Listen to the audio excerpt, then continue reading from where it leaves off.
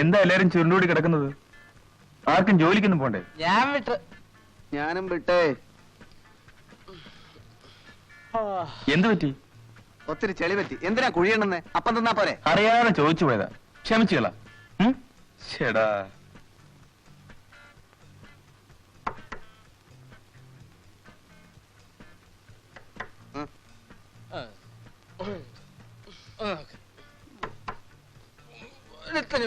ഞാൻ തന്നെ വേണം. അയാളെ തുറക്കല്ലേ, അവളാ മീനും. അവളെ ഇങ്ങോട്ട് വന്നത് എനിക്കെങ്ങനെ അറിയാം? ഒന്നാമത് ചമ്മി നാറിയിരിക്കുക. ഈ നമ്മളെ മൂന്നിനെ ഒന്നിച്ച് കണ്ടു കഴിഞ്ഞാൽ ആ കൂടി ചളവാകും.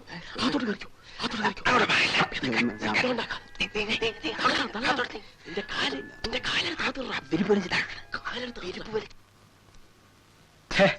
യവന്മാരെവിടെ പോയി? അല്ല മീനുവോ? എന്താ മുന്നറിയിപ്പൊന്നും ഇല്ലാതെ? വീട്ടിൽ കാര്യങ്ങളെല്ലാം മുത്തശ്ശി ശരിയാക്കിയിട്ടുണ്ട്. ബന്ധം കൊള്ളാന്നുണ്ടെങ്കിൽ കല്യാണം ഉടനെ നടത്തണമെന്നാ മുത്തശ്ശൻ പറഞ്ഞത്. പിന്നെ അമ്മയ്ക്ക് പ്രേമനെ ഒന്ന് കണ്ടാൽ കൊള്ളാന്നുണ്ട്. നാളെ വീട്ടിലൊന്ന് വരാമോ? വരാം. പക്ഷേ അവിടുന്ന് ഈ വെട്ടുകത്തി, ഉലക്ക, വിറകുള്ളി ഇവയെല്ലാം ഇന്ന് രാത്രി തന്നെ എടുത്തൊന്ന് മാറ്റണം. ഇതാ ഈ ഷേപ്പ് മാറാതിരിക്കാനാണ്. അങ്ങനെയൊന്നും ഉണ്ടാവില്ല. അമ്മയ്ക്ക് ഇഷ്ടപ്പെടും. മോൾക്ക് ഇഷ്ടപ്പെട്ടോണ്ടാണോ? ഞാൻ പോണു. ഇതുവരെ വന്നിട്ട് എന്റെ കയ്യിൽ നിന്നൊന്നും വാങ്ങാതെ പോകുന്നത് ശരിയാണോ? അതിപ്പോ വേണ്ട, ഞാൻ പിന്നെ വാങ്ങിച്ചോളാവേ. എന്നാ ശരി, നാളെ വരണേ. ഓക്കെ.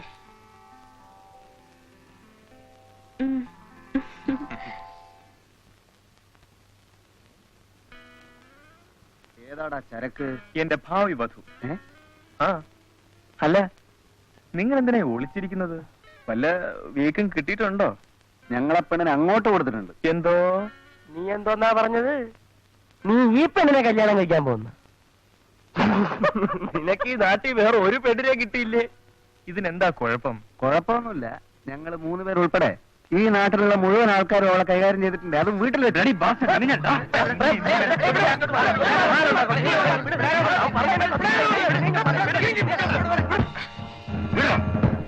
മീനിനെ കുറിച്ച് എന്തെങ്കിലും പറഞ്ഞാൽ കൊന്നുപോയി ഞാൻ. നീ എന്തിനാ ചൂടാവുന്നത്? നിനക്ക് വിശ്വാസമില്ലെങ്കിൽ വേണ്ട. നീ ഞങ്ങളുടെ കൂട്ടുകാരന. നിന്റെ ഭാര്യ എന്ന് പറഞ്ഞു കഴിഞ്ഞാൽ അത് ഞങ്ങളുടെ പെങ്ങള. ഒരു പെങ്ങളെ പറ്റി ആങ്ങളമാർ അനാവശ്യം പറയോ? തെളിവ് സഹിതം തരാം, എന്നിട്ട് വിശ്വസിച്ചാ മതി. അവളുടെ വീട്ടിലൊരു തന്തയുണ്ട്. അയാളാണ് ഇവളുടെ മാമ. പിന്നെ ചെവി കേട്ടുകൂടാത്ത ഒരു അപ്പൂപ്പൻ. എല്ലാം അറിയാം, ഒന്നും അറിയാത്ത പോലെ ഇരിക്കും. പിന്നെ തള്ള. അവരും പഴയ ഒരു കേസായിരുന്നു. അത്യാവശ്യത്തിന് വേണമെങ്കിൽ ഇപ്പോഴും കിട്ടും. പിന്നെ ഒരു ഗുസ്തിക്കാരനുണ്ട്, അയാളും പൊടി ഡാപ്പറ. ഇങ്ങനെയുള്ള സ്ഥലമാകുമ്പോ ഇത്തിരി തടിപിടിക്കൊള്ളാൻ വേണമല്ലോ, അതിനെ നിർത്തിയിരിക്കുക. ഏതായാലും നാളെ നീ അവളുടെ വീട്ടിൽ പോകണം. അവിടുത്തെ ഓരോ മുറിയും ഓരോ മൂലയും എങ്ങനെ ഇരിക്കുമെന്ന് ഞങ്ങൾ പറഞ്ഞു തരാം. അവളുടെ ബെഡ്റൂം, ബാത്റൂം, അവൾ കിടക്കുന്ന കിടക്ക വിരിയുടെ നിറം എന്താണെന്ന് വരെ ഞങ്ങൾ പറഞ്ഞുതരാം. വരൂ പ്രേം. ഇത്രയും വൈകിയപ്പോ വരില്ലെന്ന് വിചാരിച്ചു. ഇരിക്കൂ. ഫോണിൽ പ്രേമിന്റെ ശബ്ദത്തിന് വലിയ ഗൗരവമായിരുന്നല്ലോ. ഞാൻ അമ്മയെ വിളിക്കാം.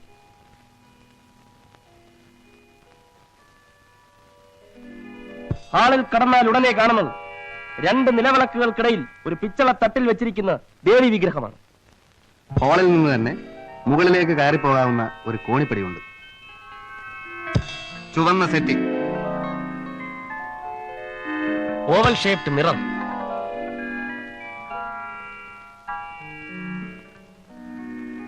ഇതിന്റെ അമ്മ. ഇരിക്കൂ. എനിക്ക് ആകെ കൂടി ഇവിടെ ഉള്ളൂ. പ്രേമിനെ പറ്റി പറയാൻ തുടങ്ങിയിട്ട് ഒത്തിരി നാളായി. മോൻ അറിയാലോ, പെൺമക്കളുള്ള അമ്മമാരുടെ നെഞ്ചിൽ എന്നും തീയായിരിക്കും. മീനുവിന് ഞാൻ കുറെ സ്വാതന്ത്ര്യം കൊടുത്തിട്ടുണ്ട്.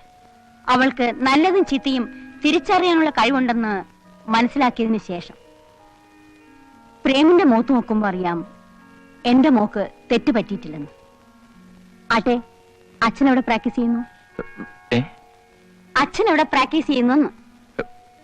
ഒറ്റപ്പാലത്ത്. മോൻ ഊണി കഴിച്ചിട്ട് പോയാ മതി. ഞാൻ കുടിക്കാൻ എന്തെങ്കിലും എടുക്കട്ടെ? പ്രേം ശരിക്കും നെർവസ് ആയി.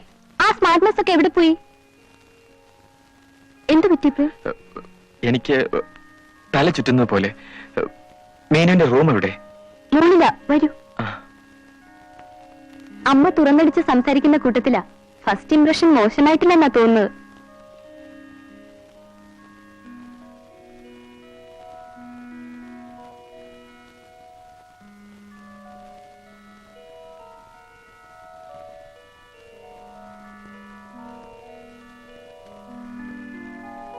ഇലക്ട്രിക് ശരവാന്തൻ.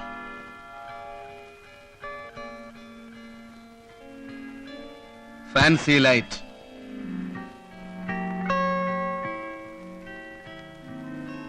പച്ച ടെലിഫോൺ.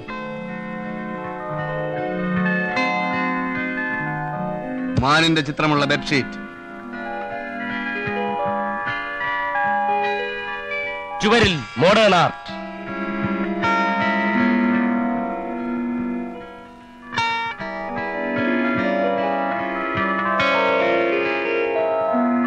മുറിയുടെ വലതുവശത്ത് ബാത്റൂം.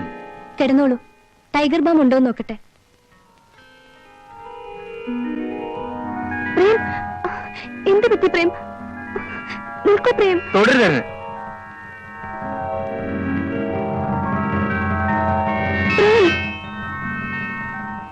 അറിഞ്ഞുകൊണ്ട് ഞാൻ ഇതുവരെ ഒരു തെറ്റും ചെയ്തിട്ടില്ല. അതുകൊണ്ട് ദൈവം എന്നെ രക്ഷിച്ചു. എനിക്കൊന്നും മനസ്സിലാവുന്നില്ല.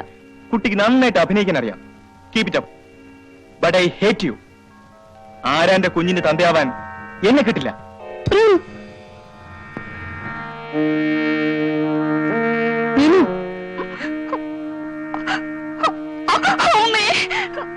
മോളെ,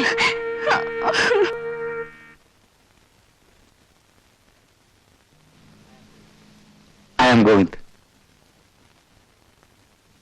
പ്രേമിനെ എനിക്കറിയാം. ഞാൻ വന്നത് എന്തിനാണെന്ന് ഇങ്ങോട്ട് ചോദിച്ച് ബുദ്ധിമുട്ടണ്ട. മീനു എന്റെ പെങ്ങളാണ്. അല്ല, പെട്ടെന്ന് എങ്ങനെ അവൾക്കൊരു സഹോദരനുണ്ടായി എന്നാലോചിക്കണ്ട. ഒരു കാര്യം ഉറപ്പിക്കാം, ഞാൻ നിങ്ങളുടെ ഒരു അഭികാംക്ഷയാണ്. മീനുവും നിങ്ങളും തമ്മിൽ എന്തോ തെറ്റിദ്ധാരണ ഉണ്ടായതായി അറിഞ്ഞു. ഒരു തെറ്റിദ്ധാരണയുമില്ല. അവളെ മനസ്സിലാക്കാൻ കുറച്ച് സമയമെടുത്തു. അങ്ങനെ ഒരു തെറ്റ് അവളെ പൂർണ്ണമായി മനസ്സിലാക്കാൻ കുറെക്കൂടെ സമയം വേണ്ടി വരും. സമയം വളരെ വിലപ്പെട്ടതാണല്ലോ. അതുകൊണ്ടാ പെട്ടെന്ന് തന്നെ ഞാൻ ഇങ്ങോട്ട് പോകുന്നത്. വന്നതുപോലെ തിരിച്ചു പോകാം. It's A closed chapter. ഈ നാട് മുഴുവൻ അവൾക്ക് ആങ്ങളമാരും കാമുകന്മാരും ഉണ്ടായിരിക്കും. അവരല്ലേ എന്നെ ശല്യപ്പെടുത്താൻ വരുന്നതിനാ? ഒരു പെൺകുട്ടിക്ക് ധാരാളം കാമുകന്മാരുണ്ടെന്ന് പറയുന്നത് ഗുരുതരമായ ഒരു ആരോപണമാണേ. ഇനി അവളുടെ പേരിൽ ഈ ചാർജ് ഷീറ്റ് സമർപ്പിച്ചതാരാണെന്ന് മാത്രം അറിഞ്ഞാൽ മതി. ആരും സമർപ്പിച്ചതല്ല, എനിക്ക് നേരിട്ട് ബോധ്യമായതാണ്. അല്ല, അവൾ മറ്റു കാമുകന്മാരുമായി വല്ല അവിഹിതത്തിലും ഏർപ്പെടുന്നത് നേരിട്ട് കണ്ടോ? അത് കാണാനിട വരുന്നതിന് മുമ്പ് ഞാൻ പിൻവാങ്ങിയല്ലോ. നിങ്ങൾ എന്നെ ശല്യപ്പെടുത്താതെ പോയാൽ വലിയ ഉപകാരമായിരിക്കും. ഒന്ന് പോയാട്ടെ. സുഹൃത്തെ, സുഹൃത്തെ, നിങ്ങൾ ആ കുട്ടിയെ ഇനിയും മനസ്സിലാക്കാത്തത് കഷ്ടമാണ്. അവളുടെ മനസ്സിൽ കാമുകനായ ഒരാളേ ഉള്ളൂ. അത് നിങ്ങളാണെന്ന് എനിക്ക് വ്യക്തമായി അറിയാം. ആരെങ്കിലും അവളെപ്പറ്റി വല്ല അപവാദവും പറയുന്നുണ്ടെങ്കിൽ അതുമല്ല അസൂയക്കാരോ പരമദുഷ്ടന്മാരോ ആയിരിക്കും. മിസ്റ്റർ, ഇനി ഞാൻ നിങ്ങളുടെ തെറ്റിദ്ധാരണ മാറ്റിത്തരാം. എന്റെ 3 സുഹൃത്തുക്കൾ നിങ്ങളുടെ പെങ്ങളെന്ന് പറയുന്ന ആ പെണ്ണിനെ വേണ്ട. അവളിപ്പോൾ എന്റെ മനസ്സിലില്ല. എല്ലാം വെറും സ്വപ്നമായിരുന്നുവെന്ന് വിശ്വസിക്കാൻ ശ്രമിക്കാണ് ഞാൻ.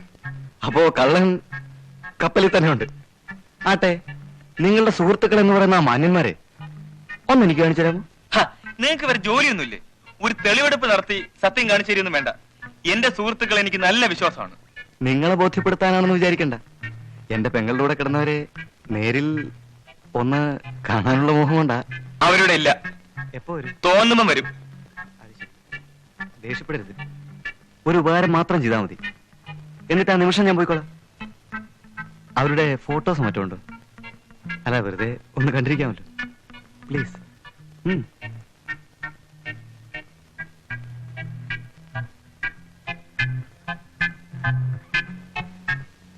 ഇതാ.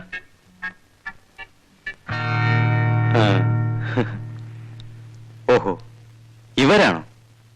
ഇവരാണ് പറഞ്ഞെങ്കിൽ തെറ്റാൻ വഴിയില്ല.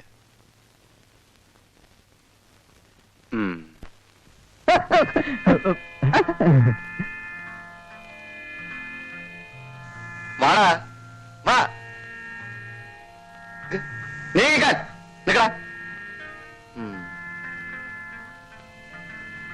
ക്ഷമിക്കണം, താങ്കളുടെ മാന്യ സുഹൃത്തുക്കളെ ഞാൻ കണ്ടുപിടിച്ചു.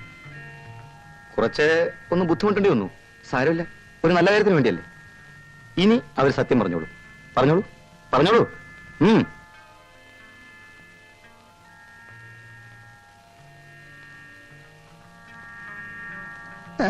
ഈ മുറി വൃത്തിയേടാക്കണ്ട.